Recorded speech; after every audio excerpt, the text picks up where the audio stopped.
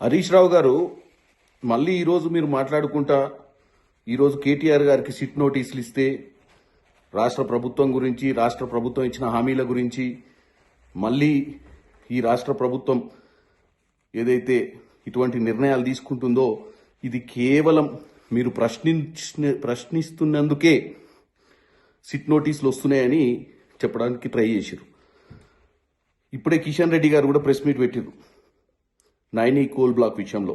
మీ హయాంలో కూడా మీరు టెండర్లు పిలిచినప్పుడు ఆగిపోయినాయని ఇవాళ తేట తెల్లని చేసిరు వారు కూడా. ఏమని, ఈ సైట్ విజిటింగ్ సర్టిఫికేట్స్ అనేది రెగ్యులర్ ప్రక్రియనే.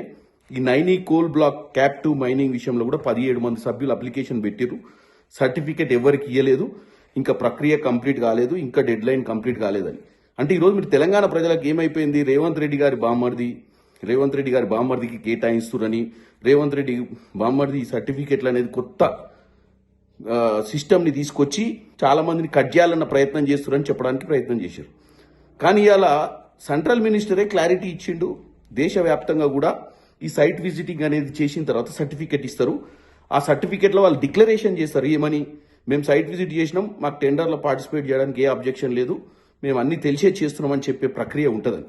అంటే దీంతో ఏమర్థమైంది, మీ హయాంలో మీరు కూడా నైనీ బ్లాక్ విషయంలో నిర్ణయం తీసుకున్నప్పుడు అప్పుడు ఆపిరు, ఎందుకంటే అప్పుడు అవకతవకలు జరుగుతున్నాయని.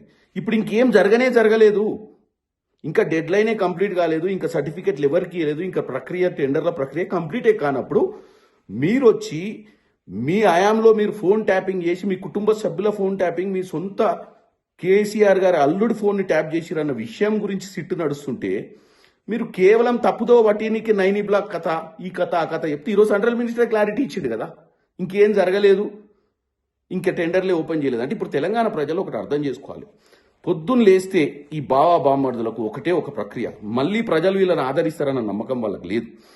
వాళ్ళ ప్రయత్నం ఏంటంటే 24 గంటలు కాంగ్రెస్ పార్టీని ఎండగడితే అవకాశం వస్తే మళ్ళీ అధికారంలోకి వస్తామని.